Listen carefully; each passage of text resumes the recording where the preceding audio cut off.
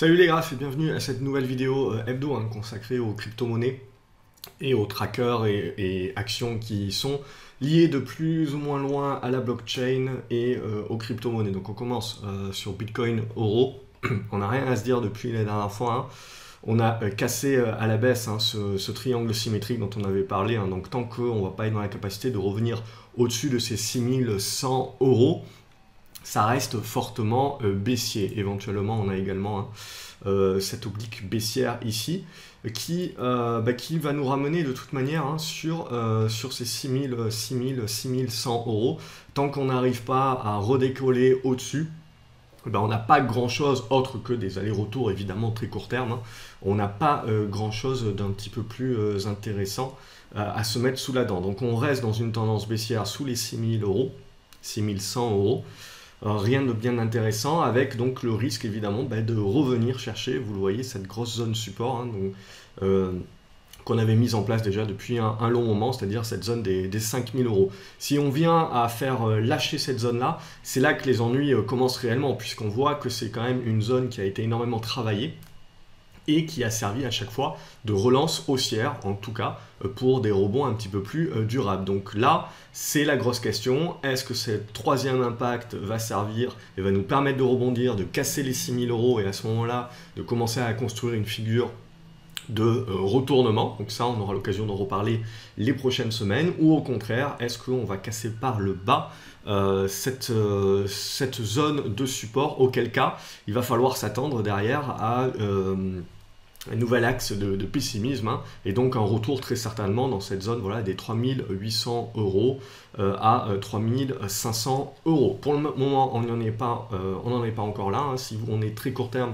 vous voyez, on est bien coincé entre cette zone des 4900, 5000 euros et cette zone des 6000 euros. Donc si on arrondit 5000, 6000 euros, on est coincé là-dedans, et tant qu'on est coincé là-dedans, on n'a pas de signal, on n'a pas de quoi anticiper quoi que ce soit, ça serait trop risqué, donc on reste en attente. Si on regarde au niveau du Dash, c'est exactement la même chose. Vous voyez cette oblique qu'on avait tracée la semaine dernière. On attend la cassure à la hausse, donc c'est-à-dire la cassure à la hausse des 246-250 euros, qui va nous permettre de mettre en place un rebond technique et puis potentiellement une fin d'hémorragie. Ça également, donc c'est ce qu'il faut regarder sur la suite des opérations. Ça qui est intéressant. EOS également, vous voyez, on est revenu dans la zone de support qu'on avait déterminée la semaine dernière. Donc là, c'est exactement la même chose. Tant qu'on vient à cette zone de support, on sauve un petit peu les meubles, mais évidemment, ce qui va réellement nous intéresser, c'est la capacité de revenir au-dessus de ces 10,80 €. Pour le moment, je veux dire, on n'a pas de configuration là aussi, grand chose à se mettre sous la dent. On attend que le rebond se mette en place pour nous valider justement quelque chose d'assez intéressant. Au niveau de l'Ether, exactement la même chose, cette oblique baissière, il faut la casser à la hausse. À partir du moment où on la casse à la hausse, on va pouvoir commencer à mettre en place des plans de trading également pour jouer des rebonds plus ou moins forts avec une construction de figure.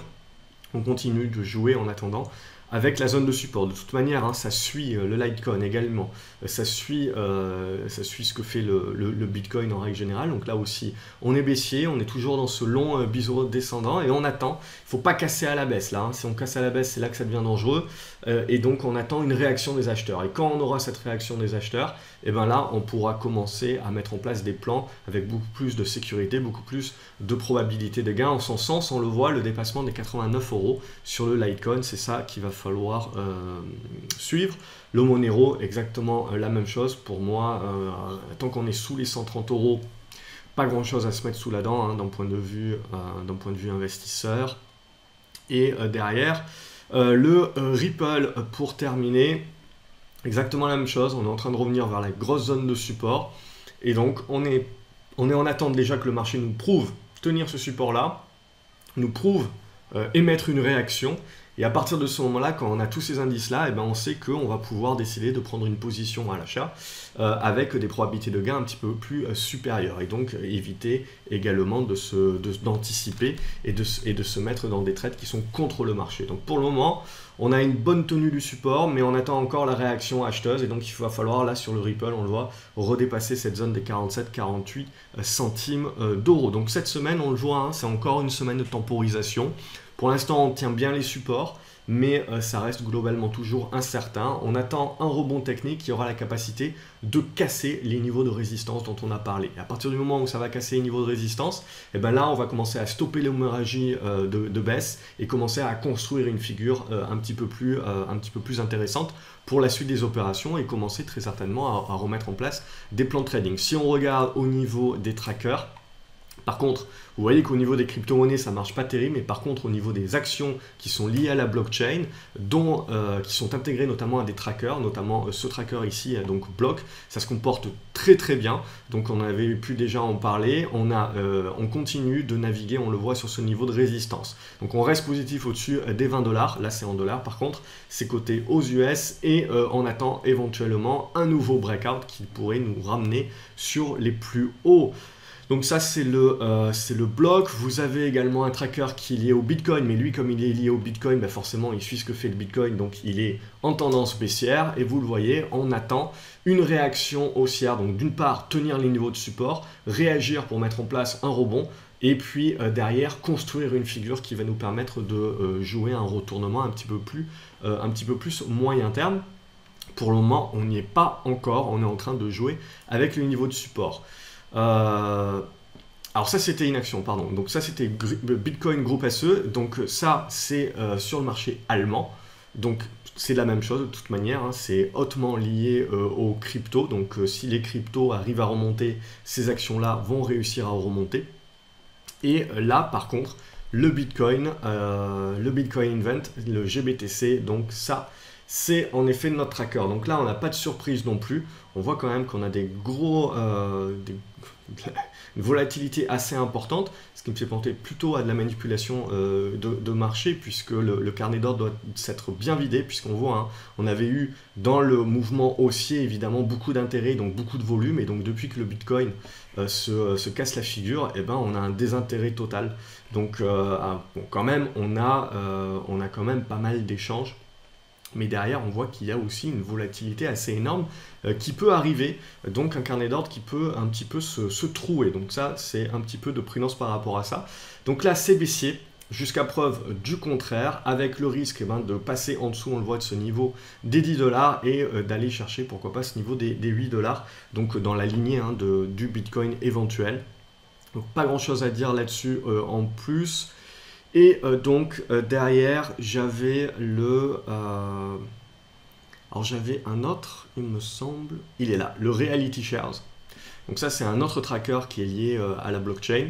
Lui on le voit, il est un petit peu moins, alors on voit au niveau des volumes, tac, et le Amplify. Ouais, le Amplify a l'air un petit peu plus coté et graphiquement parlant est un peu plus intéressant que le Reality Shares. Mais il n'empêche qu'ils suivent un peu ou prou à peu près la même configuration et ça reste positif, là aussi on le voit au-dessus de ces 23 $. Donc on voit que ces trackers là résistent plutôt bien puisqu'ils sont plus liés à la blockchain que aux crypto.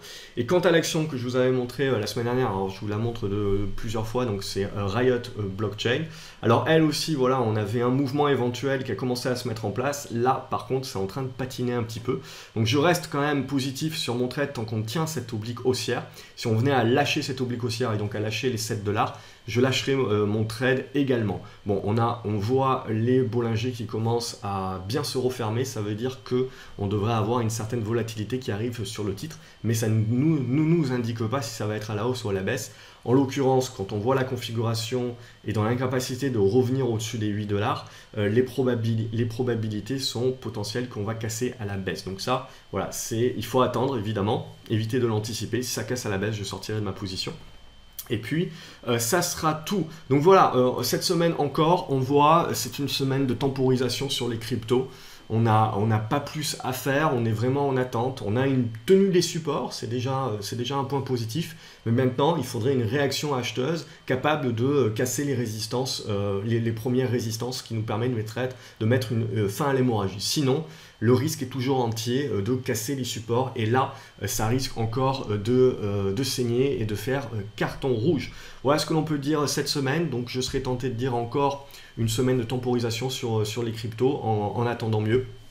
Et puis donc en attendant mieux, je veux dire, il y a quand même suffisamment à faire sur les actions en pur et dur. Voilà pour cette semaine, j'espère que vous avez apprécié cette vidéo, n'hésitez pas à l'aimer et à la partager si tel est le cas. Abonnez-vous également à la chaîne YouTube, comme ça vous recevez une notification dès que je publie une nouvelle vidéo et des vidéos de conseils également. Quant à moi, je vous dis donc à la semaine prochaine pour cette vidéo, pour la suite de cette vidéo sur les cryptos et la blockchain, et puis pour d'autres vidéos également sur la chaîne et sur le site grafceobourse.fr pour d'autres conseils. Merci d'avoir suivi cette vidéo. Salut!